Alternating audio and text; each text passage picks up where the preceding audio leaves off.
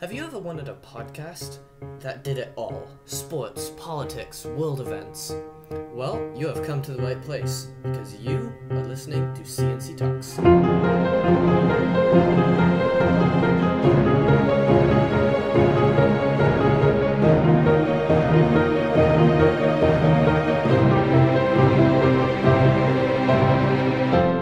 Hello, I'm Colin. And I'm Charlie. And welcome to C&C Talks Season 2, Episode 4. Just a reminder, we do every week. We release every Tuesday, and we talk about politics, world events, and sports. It is currently Monday, January 23rd, 2023, at about 8 p.m. Pacific Time. And coming up on this episode, we're going to talk about George Santos, the debt ceiling, the NFL playoffs, and a whole lot more. But before we get into it, something that we were not planning on talking about, but in the last week there has been a lot more gun violence in America, including but not limited to deadly shooting at a Lunar New Year celebration in California and another school shooting in Des Moines, Iowa. And we've been quite vocal on this show before about gun violence. We did a whole special on it back last year. It has to end. There's simple solutions, and thoughts and prayers aren't going to cut it. And it's time for the people elected in this country to represent the people instead of the NRA. All right, yeah. Charlie, let's move on. Yeah, so moving on to politics now. We had some House Representatives committee assignments. George Santos, yes, that George Santos got a couple of them. He's on the Small Business Committee, the Science, Space, and Technology Committee, and of course this comes amidst many calls for him to resign. But Santos has said that he won't resign. And interestingly enough, that's because Kevin McCarthy won't tell him to resign. Why do you think that is, Colin? Yeah, so it really is a relationship between George Santos and Kevin McCarthy based out of necessity, right? McCarthy needs Santos's vote for speaker, so McCarthy can't do anything to polarize Santos because otherwise he's going to lose that vote for speaker, and Santos can't stop supporting McCarthy, or else McCarthy will try to get Santos and probably succeed at getting Santos expelled from Congress. So it's really, like I said, a relationship based on necessity to the detriment of the country. Yeah, and this comes, of course, in the latest of a bunch of Santos controversies. For example, claiming that his mom was experienced the 9/11 attack. She wasn't even in the country at that time. He claimed that she died in the attack. She did not. He also wore a stolen scarf to a Stop the Steal rally, and that's really ironic, Charlie. The irony there is quite obvious. He also set up a fake GoFundMe for a veteran's dog, and then Santos ended up stealing the money and letting the dog die.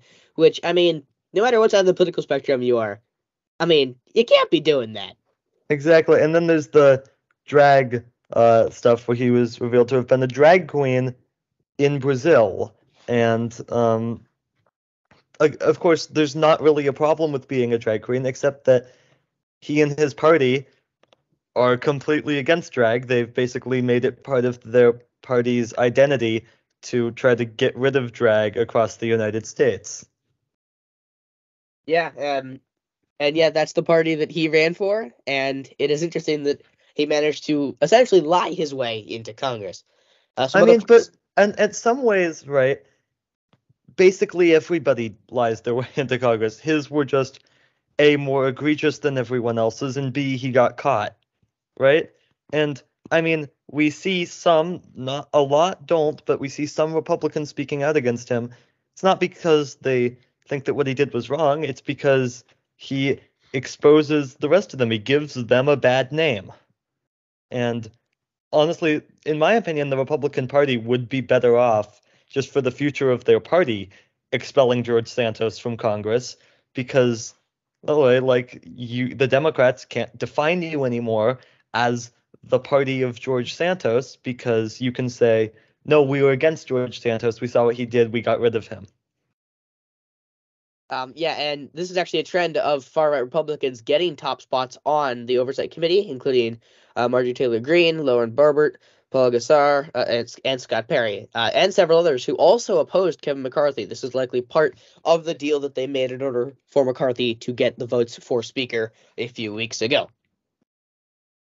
Yeah, and Marjorie Taylor Greene and Paul Gosar, they're getting their committee assignments back after being removed from committees because they were spreading conspiracy theories and appearing at white nationalist rallies.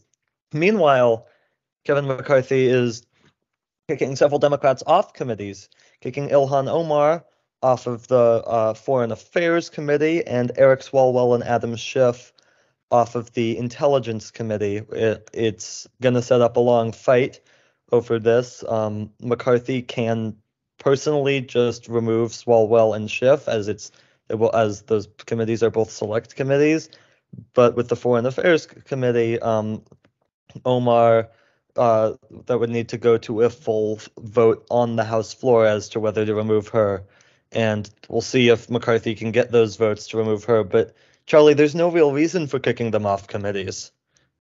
No, I mean, unless they've done something objectively wrong and something against what the U.S. government stands for, then I don't think they should be kicked off their committees. So this does seem like revenge against the Democrats for kicking off Marjorie Taylor Greene and Gosar off those committees a few years ago. And I mean, McCarthy's basically claimed that he's kicking them off of their committees because they hate America, right? And that's extremely vague and provides no evidence of anything. Yes, unless we give a definition of that, then I don't think that's a excuse that could be used. Yeah, right. Let's move on to talking about something that we really shouldn't be talking about in January of 2023. But here we are because the 2024 elections are looking like they are in full swing, Charlie. Yes, unbelievably already. Nikki Haley said that she will run for, hints that she might run for president. She's the former governor of South Carolina and ambassador to the UN. Ruben Gallego announced his bid for Arizona Senate seat. He's currently a Democratic congressman. He would be running against Kyrsten Sinema, who recently left the Democratic Party and is now an independent. Yeah, and that would set up, Charlie, that would set up a really interesting dynamic in that race because you're looking at potentially a three-way race in the general election between Sinema and Gallego and whoever the Republicans put forward, which it sounds like there's a good chance that Carrie Lake might be running for that Senate seat, if you remember her. She's kind of hard to forget, but that might not be good for the Democratic Party, Charlie. Having both Sinema and Gallego on the ballot, that could possibly help Carrie Lake. Yeah, but also considering that the Republicans put forward. But considering that she is also an independent and is closer to, I would say, in between the middle of Lake and Gallego. It is interesting because Arizona does have a lot of independent voters, so it will be interesting to see how that split goes when the 2024 elections do come around. Yeah. Katie Porter has announced her bid for California Senate seat, current Democratic Congresswoman. Incumbent Dianne Feinstein has not yet announced whether she will run for re-election, but Charlie, let's just say I really hope that she doesn't because she's 81 now. She would be 91 if she's elected, 97 when her term ended. Yeah, I do think that some of these senior leaders in parties are good, of course, for experience and also for teaching the newer people in the party. But there is eventually a point where you do have to be done. Yeah, and it's when you're in your 90s, it's probably long past time, especially when someone has as many memory issues as it seems like Feinstein has. Yeah, and lastly, Jim Banks announced he announced his bid for the Indiana Senate seat. He is a current Republican congressman. He's the chair of the Republican Study Committee. And Senator Mike Braun has said he's not running for re-election. He's running for governor instead, also in Indiana. And 19 of the current senators have also announced that they are running for re-election. This is a very long list, so I will hand that off to Colin.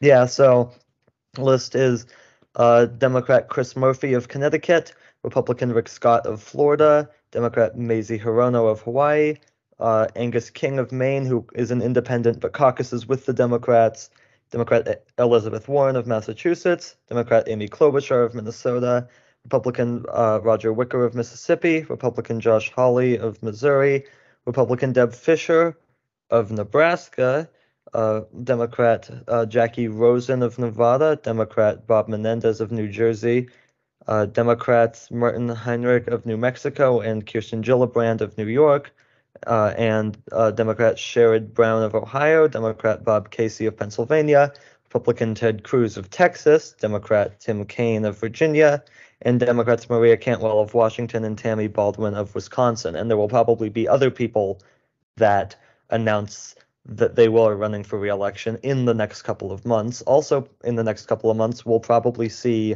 several people, Charlie, jump into the presidential race. We know we have Trump. It sounds like Nikki Haley might be hinting towards a run. I would not be surprised on the Republican side if we see people like Ron DeSantis jump And in. maybe There's a even couple Mike of other Pence. names. And then Joe Biden. If he does indeed decide to run again, which is still rather up in the air in my opinion. Yeah, I would say that he's probably leaning towards it. Whether he should, I don't know. I mean, like we were talking about, like needing to like pass the torch. He'll be 82 at the end of his first term, which means that if he was to win the second term, he'd be 86 at the end of that. And again, while he accomplished a lot, it might be time to pass that torch. But it's also unclear who the next Democratic candidate would be. There's not been anyone that's especially emerged in the last couple of years. Yeah, that is true. The Republican Party has a new tax plan. They would like to abolish federal income tax and create a 30% federal sales tax instead. This plan does have no chance of becoming law in this Congress due to Democrats controlling the Senate. Republicans would need to regain control of the Senate and the White House in order to implement this, which is a possibility in 2024. Especially the Senate, Charlie, because, I mean, we talked about it before. That's a tough map for Democrats. Yeah, but also, can they hold the House? Can they? Yeah, I mean, I think that the Republican House is going to be pretty much a circus, as we've seen already, and that's not going to be good for Republicans, I don't think. When looking at that House map, I think that there's a good chance that the voters say enough in 2024. And also, I think that there was just some absolutely terrible campaigning done by Democrats in 2022, and if they're smart enough, they will not make that mistake again in 2024. Yep. The U.S. has hit its debt ceiling, so what does that mean? Well, it means that the Treasury can stop the U.S. from defaulting on its debt until June by taking extraordinary measures, by taking money from other areas for the time being. No progress has been made on a bill to raise the said debt ceiling. Republicans are saying that they'll only make an agreement to raise the debt ceiling if the Democrats agree to make cuts to Medicare and Social Security. And So, Charlie, can we talk about how extraordinary of a statement that is? The debt ceiling has been raised 78 times since 1960, and the Republicans are trying to hold it hostage in order to make cuts to probably the most popular piece of federal legislation in existence. Yeah. So what would have happened if the U.S. were to default on its debt? Well, bad. Bad. We would most likely suffer a utter economic collapse. The stock market would likely plunge, and this could potentially cause a global recession, somewhat similar to what we've seen in the past with other economic collapses. Yeah, global ramifications. Well, Ron Klain is apparently retiring as White House Chief of Staff after 2 years in the role, a very successful 2 years in the role. Jeff Zients is being tapped by Biden to replace Klain. Zients led the White House COVID response under the Biden administration. So he is in a large way responsible for the amount of shots gotten into arms.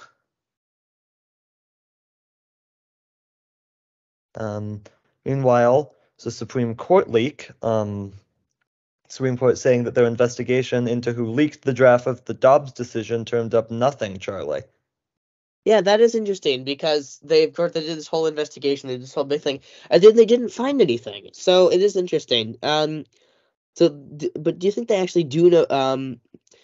It is of course interesting that the leaking decision is not leaking the decision is not a crime. Is it an ethical violation if the leaker was a lawyer? Do you think? What do you think about that? It is an ethical violation, but I think actually that I would not be at all surprised if the Supreme Court does know who did it, because we've talked about this back when the leak happened. It was likely came from Samuel Alito or somebody close to him in order to hold the votes in line. It would not be a good look for them if they were the ones leaking it, so they may have wanted to keep it quiet. I don't really believe that they didn't find anything. It is interesting, and we will continue to talk about this as we find out more about what happened. Yeah, but it's pretty clear right now that regardless of whether they actually know what it is, the Supreme Court has done some very, very questionable things over the last few years and has, according to polling, lost the support of the American people, which is problematic because they have basically unilateral control over the country. Yes, it is a very bad thing if the Congress does not have, if the Supreme Court does not have the support of the United States people. Yeah. And some news out of New Zealand, and sad news, I might add. Yes, New Zealand's Prime Minister, Jacinda Ardern, has decided to resign following 6 years as Prime Minister. She is resigning because she no longer had the energy to do the job, and she has actually gained international praise for the response to COVID and also response to gun violence in New Zealand by banning all assault weapons. Yeah, and meanwhile, in other international news, Charlie, what do you know about these labor protests out of France? France has had some massive labor protests. Their government currently is trying to move around some things with retirement age, moving it from 62 to 64, and this has caused a lot of people to be very angry due to some people not getting the benefits that they feel that they should. All right. Before we move on to sports, we touched on gun violence at the beginning of the show, Charlie. Before we forget about that for the rest of this episode, I have one more note for you on it. There have been over 30 mass shootings in the U.S. in 2023. We're 23 days in. We've had to more the mass year. shootings than days. By a fairly significant number, by more than 10. What are we doing here as a country? Like, genuinely, what are we doing here? How am I supposed to know? I don't know. We need to do something about this, but I think, that's what we keep saying, but nothing's ever going to happen. It's going to take something more than that. Hopefully, eventually, people will get it through their heads that we got to fix this. But until that happens, when I hear the news about another mass shooting, I'm not surprised. No, and I think that the only people that can solve it are, well, the people. They can vote into office people that are willing to do something about this problem. And again, it underscores just the importance of voting. Yes, always vote. Always vote. Always. Moving on to some lighter news. It was NFL divisional weekend this past weekend for great games. And Charlie, I must say, this was no 2022 divisional weekend. No, but it wasn't bad. And also, I went 1 for 4 on my picks, but oh well. The Chiefs had a great game against the Jaguars, although Patrick Mahomes got injured, so I don't really know how well he's going to play if he's still injured against Cincinnati, which we'll get to pretty soon. But yeah, I think he is expected to play, but who knows how well he'll play. I think the bigger story is Jacksonville. What a season they had from going 1-15 and then 4-13, I believe it was, to winning 9 games, making it to the divisional round. I think Trevor Lawrence and Doug Peterson may be the future in the AFC. Yeah, I think so. Right, they're only going to get better. That's a young team, and I mean, honestly, though, the AFC is, like we've said before, it's stacked. There's some teams that still have some things to figure out before they can make that next jump into actually being able to contend for a Super Bowl, but there's some good teams out there. But meanwhile, the Chiefs, though, Charlie, it's going to be the 5th straight AFC championship that will be played not just by the Chiefs, but with the Chiefs as the home team. That's insane. When has that ever happened before for one team? I don't think it has, but the other question I'm not sure it even happened in the Brady era in New England. How many times have they made it to the Super Bowl? I mean, twice, right? Well, but it could be 3 times this weekend.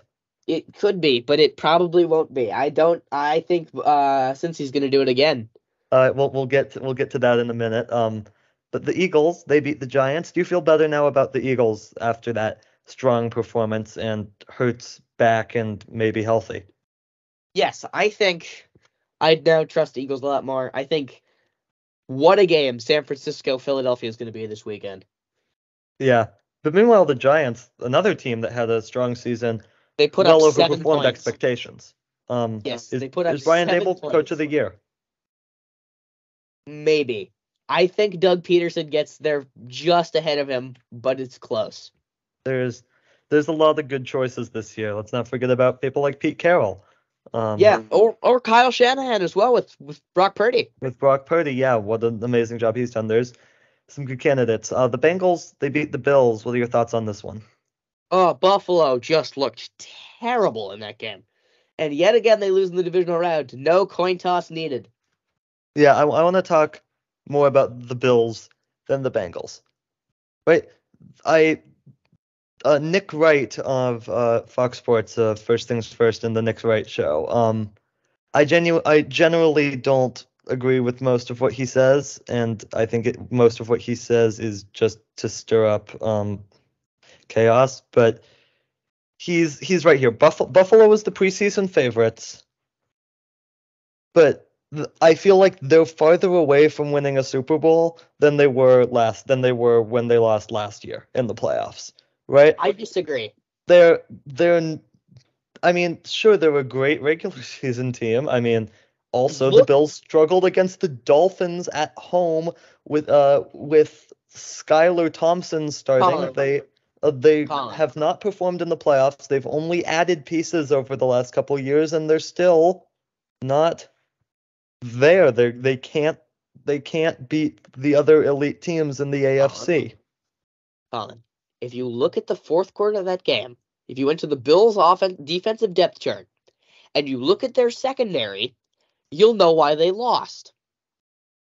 It wasn't just the fourth quarter though. The rest of the game had to put them in that position where they lost that way. Yeah, they got such a banged up secondary though. I think that's what really killed them. If you have Joe Burrow and Jamar Chase hitting you over the top repeatedly, well, that ain't gonna go very well. Josh Allen didn't have a great game, but I think this one's on the Bills' defense. They needed to step up, and they didn't. Yeah, and I mean, also, though, like, it's not just that the Bills lost. Like, if they had lost, sure, it's another elite team in the AFC. They got kind of crushed. Let's just be honest. They lost by 17, correct? I think it was 14, but it might have been 17. But either way, just a terrible look, and they have some serious questions to answer this offseason, in my opinion. Yeah, it was 17. It was 27-10. All right. Now the 49ers beat the Cowboys. They'll advance to the championship game. Before we dig in on the Cowboys, because we're going to do that. It sounds like Jimmy Garoppolo might be available next week, and if not next week, then in the Super Bowl week. But is he even worth starting? Start Brock Purdy. Start Rookie of the Year Brock Purdy. I don't think he's Rookie of the Year. I won't go that far. He hasn't played enough. For me, it's Purdy. Purdy has been not. It's not like Purdy. It's not like they've had success in spite of Brock Purdy, right? Or Brock Purdy's just been there but hasn't really changed anything. No, Brock Purdy has played really well. He really has, especially in the games where Christian McCaffrey hasn't been able to really get going till the second half. He kept it close. He did. As for the other team, who it's not even worth really saying their name because they're irrelevant, and after today, I don't want to hear anybody talk about them until September. How about them Cowboys? How about them Cowboys, Charlie? Well, Prescott failed again in the playoffs. Who's surprised? Absolutely no one. Why did they start? Is anyone surprised that they put Ezekiel Elliott at center? Yes, everyone. Because why would you do that? Charlie, I'd like to think that was Ezekiel Elliott's last snap as a Cowboy. How unfortunate would that be? Also, what are you doing on the last play? It's the same thing as last year. What are you doing? Prescott's having flashbacks again. You have 5 seconds, and you throw a short yardage play when you have, I think it was 8 receivers lined up. Yeah. Also, Prescott did not read the field very well in that game. There was a throw to I believe it was a throw down the middle. I don't remember who it was to, but it was broken up by Warner in a great play. But if you look at it, they actually had a guy completely wide open that Prescott just completely missed. But that could have been a touchdown. That could have changed the course of the game. But Yeah. let's move to the championship weekend preview. We have 49ers, Eagles, and Bengals, Chiefs. Who is your Super Bowl now? I know I've said like every single team in the playoffs to this point. You But have, I'm sticking with what my prediction was at the beginning of the postseason because, unlike Charlie, both of my teams are still in the postseason. yeah, because you picked both of the 1 seeds, didn't you? No, I didn't. I picked the 49ers and the Bengals. I picked neither of the 1 seeds. I have the 49ers beating the Bengals in the Super Bowl. I have the Bengals beating the 49ers now. Well, now, sure. On attempt 3 or 4? Is this attempt 3 or 4? This is probably 5. No, you're right. It is attempt 5. But I don't know what it is about Joe Burrow that the Chiefs have trouble with, but there's something. There is. Also, may I add, I will suggest this to our producers after this. I will suggest that we make a compilation of every single stupid thing I've said for the NFL this season, and it will be about 15 minutes long. Only 15? Yeah, if we speed it up. Like on 10 times original speed, maybe. Anyway, we had the Australian Open this weekend. Colin, talk about that. Happily. It was a very busy first week at the Australian Open, as we're into the second week now. Rafael Nadal lost in the second round in pain. He was in pain for most of the match with some sort of injury, which is now raising serious questions about his future. We'll see if he plays again. Currently has the most Grand Slam titles out of anybody in the men's side with 22, though Novak Djokovic could be there waiting to take that. Casper Ruud also lost in the second round, the number 2 seed, and the finalist at the U.S. Open and the French Open, I believe. But both Ruud and Nadal actually were taken out by Americans. Djokovic is into the quarterfinals. He has not lost at the Australian Open since 2018. My notes say 2023, but that's incorrect. Taylor Fritz and Francis Tiafoe both out early, the top 2 Americans in the men's draw. But there is hope for the Americans now. 3 Americans have made the men's quarterfinals: Sebastian Korda, Ben Shelton, and Tommy Paul. The American men have not won a Grand Slam since the 2003 U.S. Open. Daniil Medvedev lost in the third round. Andy Murray also lost in the third round after he won 2 rounds in 5-set thrillers. Daria Kasatkina lost in the first round, the number 8 ranked woman in the tournament. Ons Jabeur lost in the second round, the number 2 ranked woman in the tournament, and the runner-up at Wimbledon and the U.S. Open. And Emma Raducanu lost in the second round. She's the 2021 U.S. Open champion, but just 4-5 in majors since her 2021 trophy, raising big questions about what's next for her, given her lack of success since that big win in 2021. So the quarterfinals now beginning. On the men's side, it's Karen Kakanov versus Sebastian Korda, Stefanos Tsitsipas versus Jerry Lehecha, Andrei Rublev versus Novak Djokovic, and Ben Shelton versus Tommy Paul. And on the women's side, it's Elena Rybakina versus Elena Ostapenko, Jessica Pegula versus Victoria Azarenka, Carolina Pliskova versus Magna Linette, and Arya Sabalenka versus Donna Vekic.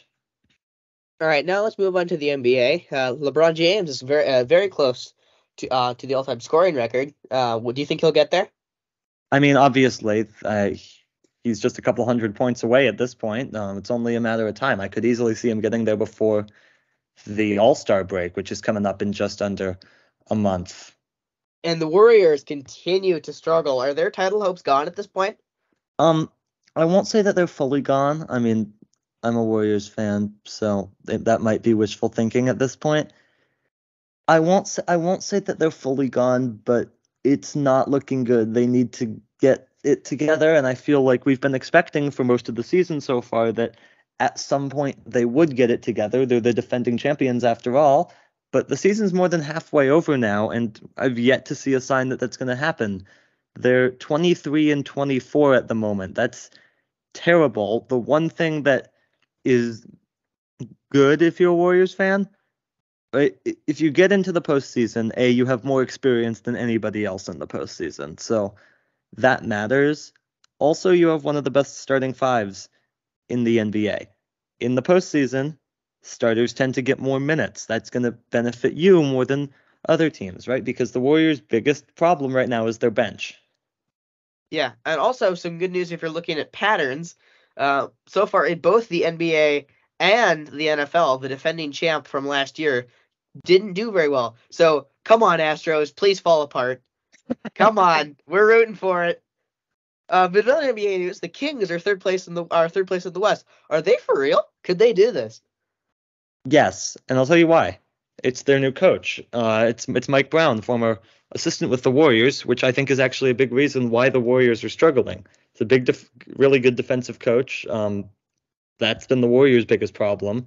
But I think that the Kings are for real. I don't see them going far in the playoffs just with who's on their team. I think that they're just not ready for that type of stage yet, but I think that they're coming up on the time when this could be a really good team. And Sacramento fans, you've been tortured for a while though. But Charlie, how about this?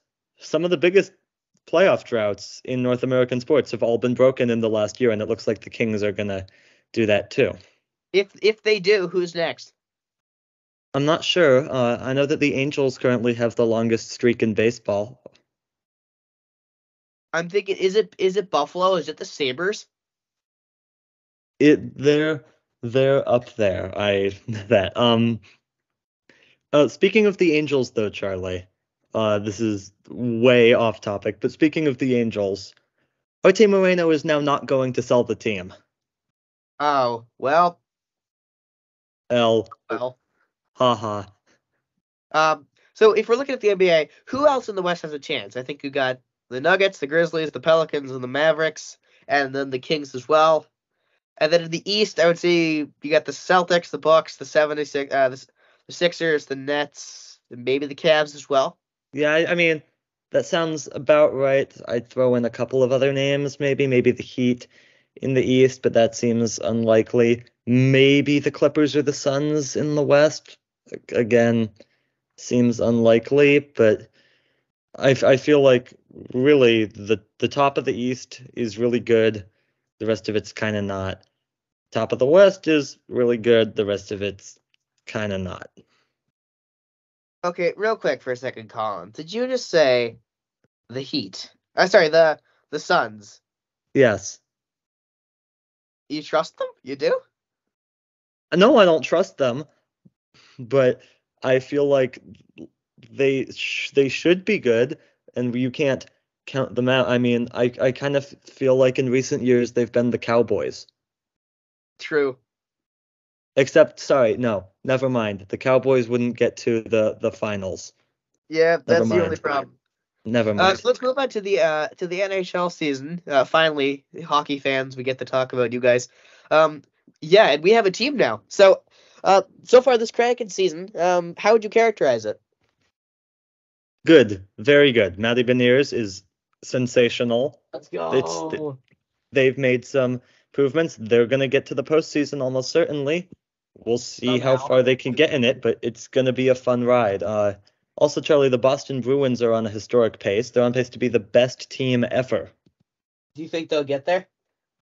I mean, there's a history of teams being on pace and then dropping off, but something feels sustainable in Boston. But one other thing, Charlie, that just happened in hockey in the last week that I kind of wanted to discuss with you, which is Philadelphia Flyers defender Ivan Provorov refusing to participate in Pride Night, refused to wear the special Pride jerseys, but the Flyers still allowed him to play.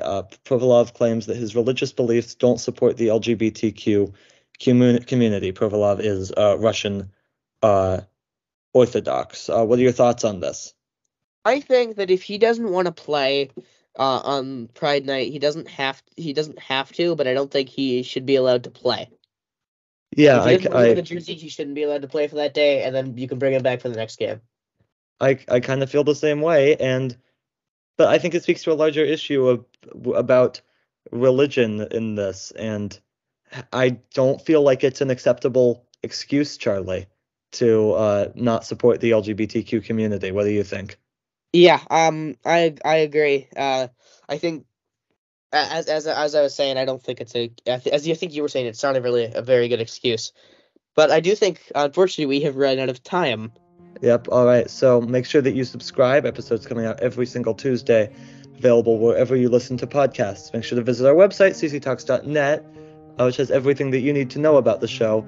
And call us with your questions, 360-389-2630. Again, that's 360-389-2630. Make sure to follow us on Twitter at CC Talks Podcast. For our producer, Morris, our production designer, Zach, and our proof editor, Drake, I'm Colin. And I'm Charlie.